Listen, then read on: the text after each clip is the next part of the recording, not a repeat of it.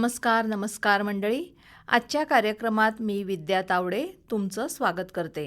आज आहे बुधवार, भारतीय सौर दिनांक 11 चैत्र शके 1948 अर्थात 1 एप्रिल 2026. मंडळी, आजच्या कार्यक्रमात आपण बायोचार म्हणजे काय, त्याचा शेतीमध्ये कसा उपयोग होतो आणि तो कसा तयार करतात याविषयीची सविस्तर माहिती घेणार आहोत. चला तर ऐकूया. शेतीमध्ये बायोचारचा वापर ही डॉक्टर बाळासाहेब सावंत कोकण कृषी विद्यापीठ दापोली येथील डॉक्टर हेमंत श्रीरामे यांची गायत्री भरणकर यांनी घेतलेली मुलाखत ऐकूया.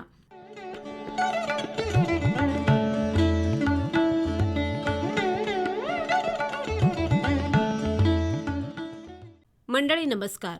मंडळी, शेतामध्ये बायोचारचा वापर कसा करायचा, बायोचार म्हणजे नेमकं काय आहे याबद्दल आपल्यामध्ये बरेचसे गैरसमज तरी आहेत किंवा पूर्ण माहिती तरी नाही आहे. तर यासाठी आज आम्ही डॉक्टर हेमंत श्रीरामे यांना या संदर्भात माहिती देण्यासाठी आमंत्रित केलेलं आहे. डॉक्टर श्रीरामे हे डॉक्टर बाळासाहेब सावंत कोकण कृषी विद्यापीठ दापोली येथील कृषी अभियांत्रिकी विभागामध्ये वरिष्ठ संशोधन सहाय्यक म्हणून कार्यरत आहेत. चला तर मग त्यांच्याकडूनच शेतामध्ये बायोचारचा वापर या संदर्भात आज आपण माहिती घेऊया. सर नमस्कार. नमस्कार. सर, सुरुवातीला आम्हाला सांगा की बायोचार म्हणजे नेमकं काय?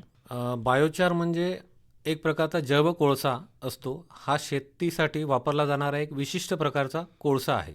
बरं. तो शेतातील पिकांचे अवशेष जसे कपाशीची पराठी, भाताचा पेंडा, धान्यांची देठे, लाकडांचा भुसा इत्यादी पासून प्राणवायूचा म्हणजेच ऑक्सिजनच्या अनुपस्थितीत हळूहळू जाळून तयार केला जाणारा एक पदार्थ आहे. त्या प्रक्रियेला पायरोलिसिस असे म्हणतात. सोप्या शब्दात सांगायचं झालं तर तुम्ही शेतातील वाळलेला कचरा जसे भाताचा पेंडा, कडधान्याची देठे, इतर कृषी अवशेष उघड्यावर जाळता तर त्याची राख होते आणि धूर निघून तो नष्ट होतो. पण हाच कचरा जर आपण ऑक्सिजन शिवाय म्हणजेच हवेशिवाय भट्टीत किंवा ड्रममध्ये शेकला तर तो जळून खाक न होता काळ्या रंगाच्या हलक्या व सच्छिद्र म्हणजे स्पंज सारख्या कोळशात रूपांतरित होतो. याच कोळशाला बायोचार म्हणतात. सामान्यतः कोळशाप्रमाणे हा जाळण्यासाठी न वापरता थेट जमिनीची सुपीकता वाढवण्यासाठी वापरला जातो. पण आपण सामान्यतः जो कोळसा वापरतो तो आणि हा बायोचार म्हणजे हा ऑक्सिजन शिवाय बनवलेला कोळसा यामध्ये काही फरक आहे का, वेगळेपण आहे का? नक्कीच मॅडम.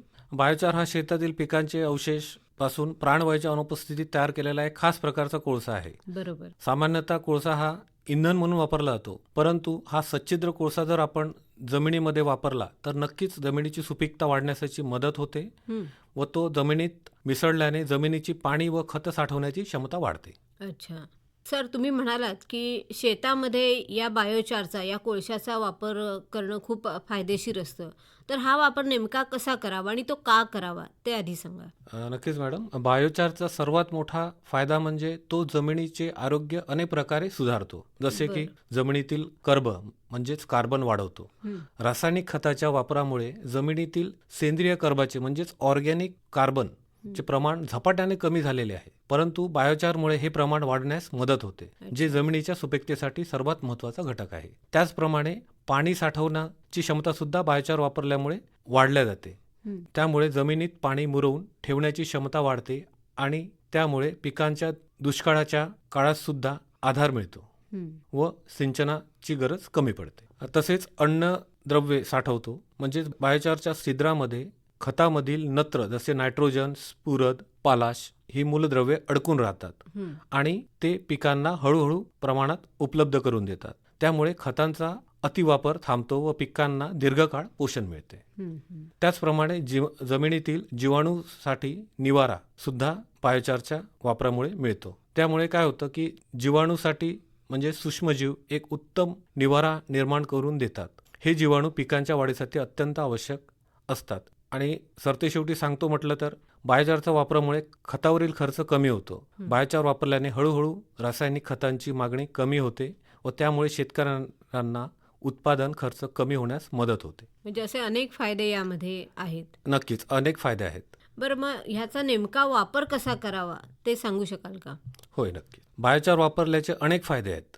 जसे जमिनीतील सेंद्रिय कार्बन वाढते, जमिनीची पाणी साठवण्याची क्षमता वाढते, रासायनिक खताची गरज कमी होते आणि त्याची क्षमता वाढते, जमिनीतील फायदेशीर जीवाणूसाठी चांगले वातावरण तयार होते, पीक उत्पादन वाढण्यास मदत होते.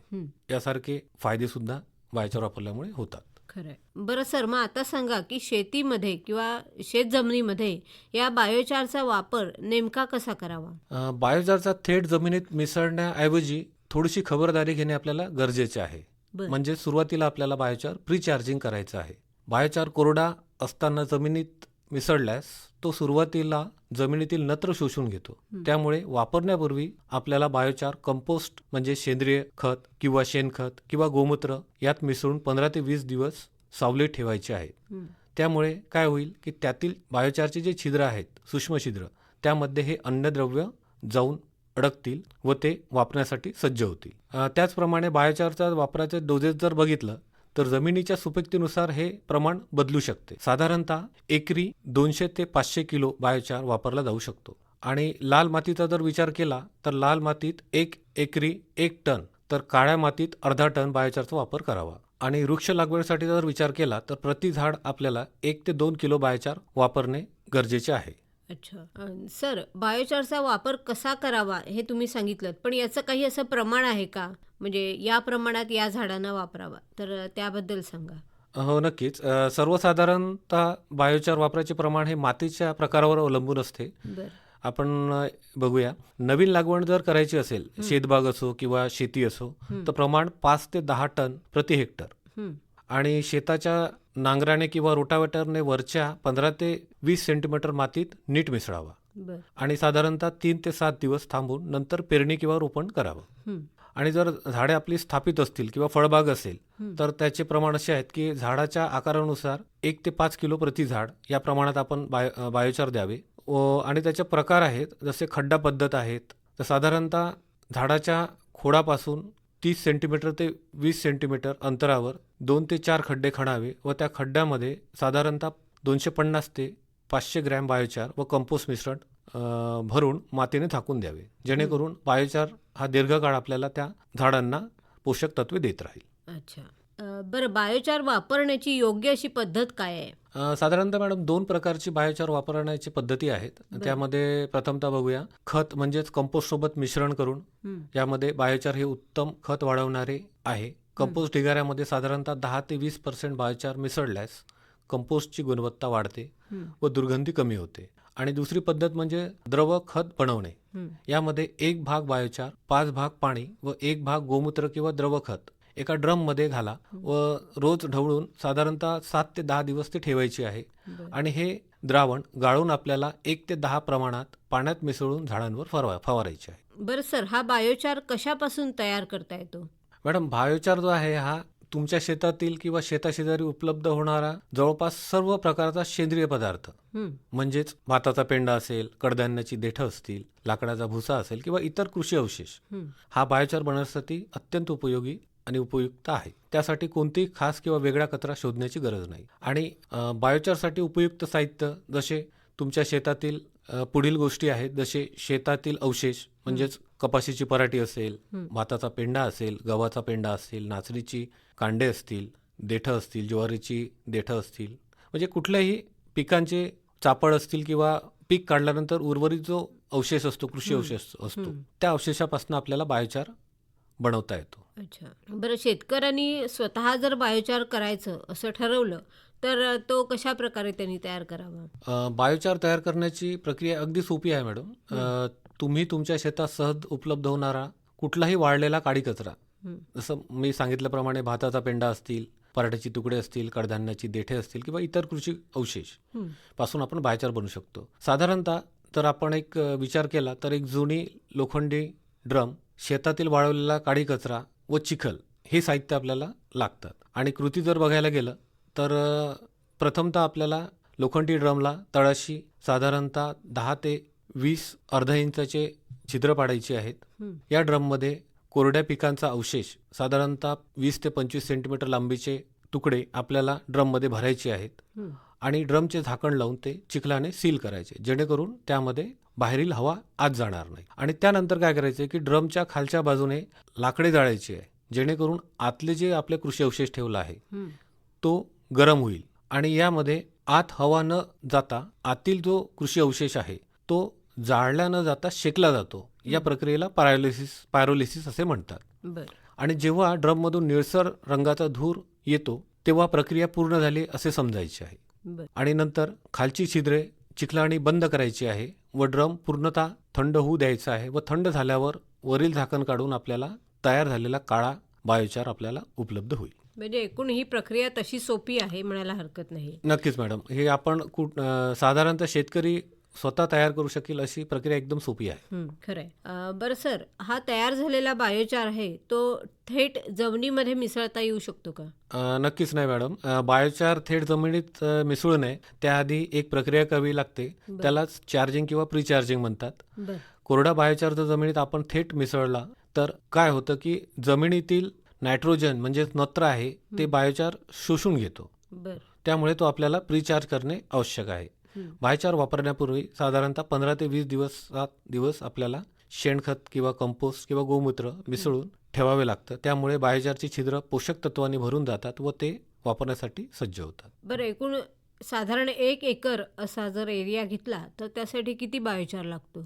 जमिनीच्या प्रकारावर हे प्रमाण अवलंबून आहे. साधारणतः एकरी 200 ते 500 किलो बायोचार वापरला जातो. काही शिफारसीनुसार लाल मातीसाठी जवळपास 1 टन व काळ्या मातीसाठी साधारणतः अर्धा टन प्रति एकर एवढ्या प्रमाणात बायोचार वापरला जातो. आणि झाडाचा जर विचार केला गेला तर प्रति झाड आपल्याला 1 ते 2 किलो बायोचार वापरता येईल. बरं, एकदा जमिनीमध्ये हा बायोचार टाकला की त्याचा परिणाम किती काळासाठी राहतो?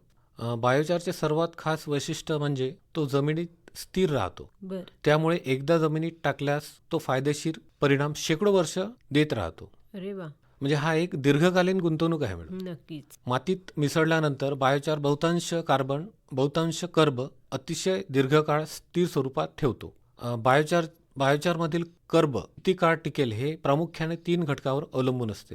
त्यामध्ये बायोचारचा प्रकार म्हणजेच गुणवत्ता. बायोचार जितक्या जास्त तापमानाला बनवले जाते तितकी त्याची कर्ब साठवण्याची क्षमता चांगली असते. त्याच्या रासायनिक रचनेतील ऑक्सिजन कर्ब हे गुणोत्तर म्हणजेच ओसी रेशो हे त्याच्या दीर्घायुष्याच्या महत्वाचा सूचक आहे. आणि दुसरं जर बघायला गेलं तर जमिनीचा प्रकार. बायोचार हा कोणत्या प्रकारच्या जमिनीत मिसळला जातो त्यावरही त्याची टिकाऊपणा अवलंबून असते. संशोधनानुसार साधारणतः चिकण माती म्हणजेच लोमी सॉइलमध्ये मिसळला तर 11 वर्षापर्यंत तो स्थिर राहतो. परंतु वालुकामय जमीन म्हणजे सँडी सॉइलमध्ये जर तो मिसळला तर तो लवकर विघटित होतो, कारण वालुकामय जमिनीत त्याची भौतिक संरचना मिळत नाही. आणि इतर घटकाचा जर विचार केला तर बायोचार सोबत कंपोस्ट किंवा इतर सेंद्रिय पदार्थ मिसळल्यास त्याचा परिणाम होऊ शकतो. त्यामुळे जमिनीतील सूक्ष्म जीवांचा समुदाय आणि हवामान याचीही बायोचारच्या विघटनाच्या गतीवर परिणाम पडतो. एकंदरीत बायोचार हे जमिनीतील कर्ब दीर्घकाळ स्थिर टिकवण्याचे एक प्रभावी माध्यम आहे. मात्र बायोचारचा टिकाऊपणा हा त्याची गुणवत्ता आणि जमिनीचा प्रकार यावर अवलंबून असते. बरं सर, बायोचारच्या वापरामुळे जमिनीतल्या कर्बाचं प्रमाण हे किती प्रमाणात वाढू शकतं? मॅडम, बायोचारच्या वापरामुळे जमिनीतील एकूण सेंद्रिय कर्ब लक्षणीय वाढ होते यामध्ये. आणि बायोचारच्या वापरामुळे जमिनीतील कर्बाचे प्रमाण कमीत कमी 5 ते 6% वाढते. जसे की बायोचार बनवण्याचे तापमान. सर, बायोचारच्या वापरामुळं जमिनीतल्या कर्बाचं जे प्रमाण असतं ते किती प्रमाणात वाढतं? बायोचारच्या वापरामुळे जमिनीतील एकूण सेंद्रिय कर्ब यामध्ये लक्षणीय वाढ होते. बायोचारच्या वापरामुळे जमिनीतील कर्बाचे प्रमाण साधारणतः 5 ते 6% वाढते. ही वाढ मात्र काही प्रमाणात अनेक घटकावर अवलंबून असते. जसे की बायोचार बनवण्याचे तापमान. साधारणतः 500 डिग्रीवर जर बनवलेले बायोचार असतील तर त्याचा जो प्रभाव आहे जमिनीमध्ये हा चांगल्या प्रकारे होतो. तसेच जमिनीतील जितक्या प्रमाणात बायोचार मिसळला जाईल तितक्या प्रमाणात कर्बाची वाढ ही जास्त प्रमाणात होते. थोडक्यात बायोचारचा वापर हा जमिनीतील कर्ब वाढवण्याचा एक अत्यंत प्रभावी मार्ग आहे, ज्याचे प्रमाण आणि गुणोत्तरानुसार ही वाढ 1.5 ते दुप्पटहून अधिक होऊ शकते. म्हणजे यातून खरं म्हटलं तर खूपच फायदा आहे. पण तरी सुद्धा ह्या बायोचारचा वापर केल्यानं पिकांना काही नुकसान होऊ शकतं का? जर मॅडम बायोचारचा योग्य प्रकारे म्हणजेच प्री चार्जिंग करून जर वापरला तर नक्कीच याचा काही दुष्परिणाम होणार नाही. परंतु प्री चार्जिंग न करता जर हा बायोचार आपण जमिनीमध्ये थेट वापरला तर जमिनीतील नत्र हा बायोचार शोषून घेतो. त्यामुळे आपल्याला प्री चार्जिंग करणे आपल्याला अत्यंत गरजेचे आहे. म्हणजे ही मधली पायरी आहे ती काळजीपूर्वक आपल्याला केली केली पाहिजे. आणि नक्कीच केलीच पाहिजे. केलीच पाहिजे. खरं आहे. बरं, तुम्ही सुरुवातीला उल्लेख करत होतात की सेंद्रिय किंवा कंपोस्ट खत याबरोबर हा वापरायचा. पण रासायनिक खतं जेव्हा शेतकरी वापरतो, तर त्यावेळी रासायनिक खतांसोबत हा बायोचार वापरता येऊ शकेल का? हो, नक्कीच मॅडम. बायोचारच्या छिद्रांमध्ये रासायनिक खते अडकून राहतात आणि हळूहळू पिकांना मिळतात. त्यामुळे खतांचा अपव्यय थांबतो आणि पिकांना जास्त काळ पोषण मिळते. मात्र बायोचार चार्ज करताना त्यात शेणखत किंवा कंपोस्ट मिसळावे, रासायनिक खत नव्हे. बरं सर, बायोचारची नेमकी ओळख ही कशी पटवता येते? म्हणजे चांगला बायोचार कोणता आहे हे कसं ओळखायचं? चांगला बायोचार हा पूर्णपणे जळलेला नसून योग्य प्रकारे शेकलेला असतो. तो खूप हलका काळ्या रंगाचा आणि सच्छिद्र म्हणजे स्पंजसारखा असतो. त्यात लाकडाचा किंवा पिकांच्या अवशेषांचा मूळ पोत दिसून येत नाही. तो बायोचार पूर्णपणे राख झालेला असेल किंवा त्यात राख मिसळलेली असेल तर तो वापरणे टाळावा. म्हणजे आपल्याला बायोचार जर चांगला आहे हे ओळखायची तर पहिली पायरी असेल तर तो सच्छिद्र काळ्या रंगाचा असायला हवा. बरोबर. बरं सर, शेतकऱ्यांनी बायोचार वापरण्यासाठी एक साधारण सल्ला काय द्याल किंवा त्यांनी कोणत्या प्रकारची सावधगिरी बाळगली पाहिजे याबद्दल काय सांगाल? प्रथमतः मी असं सांगेल की लहान प्रमाणात सुरुवात करावी. आपल्या मातीसाठी योग्य प्रमाण शोधण्यासाठी साधारणतः 1 ते 2 टन प्रति हेक्टर प्रमाणात चाचणी करा. त्यानंतर मातीत एकसारखे मिसळा.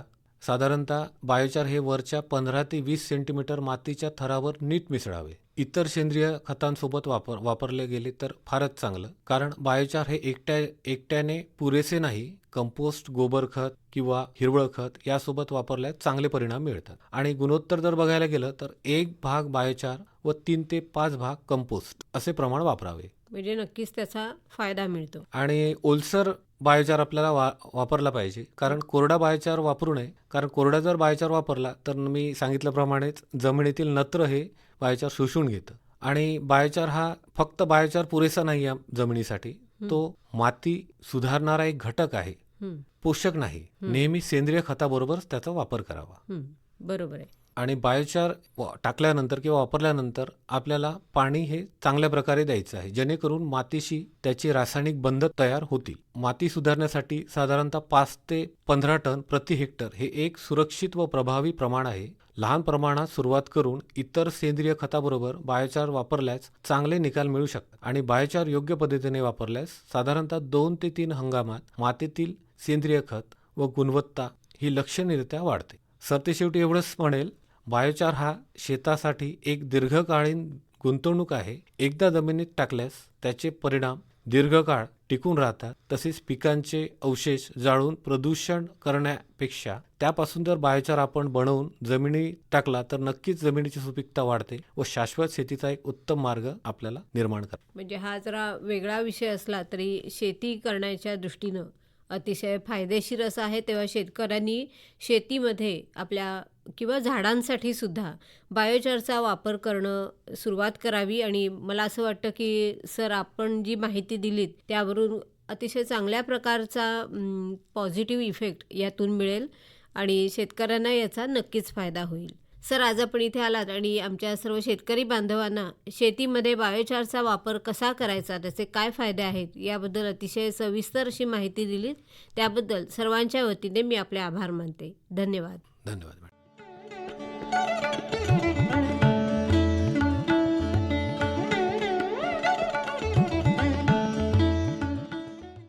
शेतीमध्ये बायोचारचा वापर याविषयी डॉक्टर हेमंत श्रीरामे यांची गायत्री भरणकर यांनी घेतलेली मुलाखत आत्ताच आपण ऐकलीत. बरं तर मंडळी, याबरोबरच आजचा आपला आमचं घर आमचं शेत हा कार्यक्रम संपला. तेव्हा मी विद्या तावडे तुमचा निरोप घेते. पुन्हा भेटूया पुढल्या कार्यक्रमात. नमस्कार.